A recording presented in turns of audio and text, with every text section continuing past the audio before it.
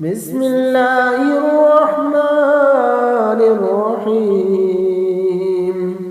نون والقلم وما يسطرون ما أنت بنعمة ربك بمجنون وإن لك لأجرا غير ممنون وإنك لعلى خلق عظيم فستبصر ويبصرون بأيكم المفتون إن ربك هو أعلم بمن ضل عن سبيله وهو أعلم بالمهتدين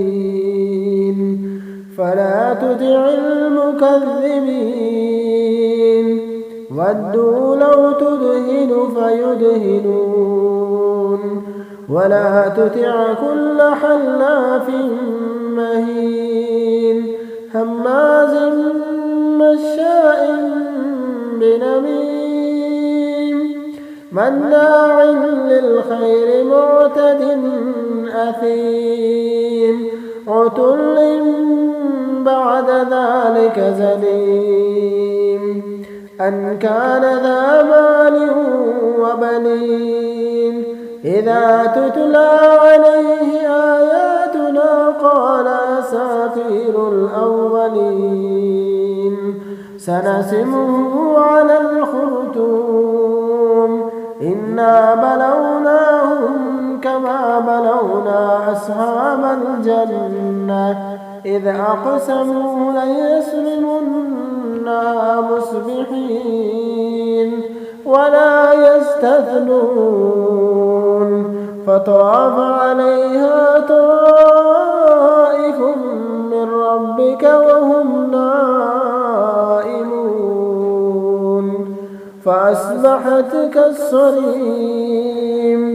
فتنادوا مصبحين أن اغدوا على حرثكم إن كنتم صارمين فانطلقوا وهم يتخافتون ألا يدخلنها اليوم عليكم مسكين وغدوا على حرد قادرين فلما رأوها قالوا إنا لضالون بل نحن محرومون قال أوسطهم ألم أقل لكم لولا تسبحون قالوا سبحان ربنا إنا كنا ظالمين فأقبل بعضهم على بعض يتلاومون قالوا يا ويلنا إنا كنا طاغين عسى ربنا أن يبدلنا خيرا منها إنا إلى ربنا راغبون كذلك العذاب ولعذاب الآخرة أكبر لو كانوا يعلمون إن للمتقين عند ربهم جنات النعيم أفنجعل المسلمين كالمجرمين ما لكم كيف تحكمون أم لكم كتاب فيه تدرسون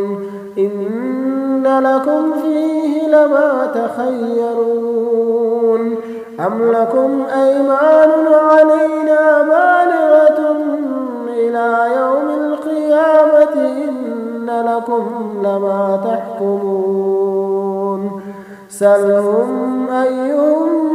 بذلك زعيم أم لهم شركاء فلياتوا بشركائهم إن كانوا صادقين يوم يكشف عن ساق ويدعون إلى السجود فلا يستطيعون خاشعة أبصارهم ترهقهم ذلة وقد كانوا يدعون إلى السجود وهم سالمون فذرني ومن يكذب بهذا الحديث سنستدرجهم من حيث لا يعلمون وأملي لهم إن كيدي متين أم تسألهم أجرا فهم من مغرم مثقلون أم عندهم الغيب فهم يكتبون فاصبر لحكم ربك ولا تكن كصاحب الحوت إذ نادى وهو مكذوم لولا أن تداركه نعمة من ربه لنبذ بالعراء وهو مذموم فاجتباه ربه فجعله من الصالحين وإن يكاد الذين كفروا ليزلقونك بأبصارهم لما سمعوا الذكر ويقولون إنه لمجنون وما هو إلا ذكر للعالمين.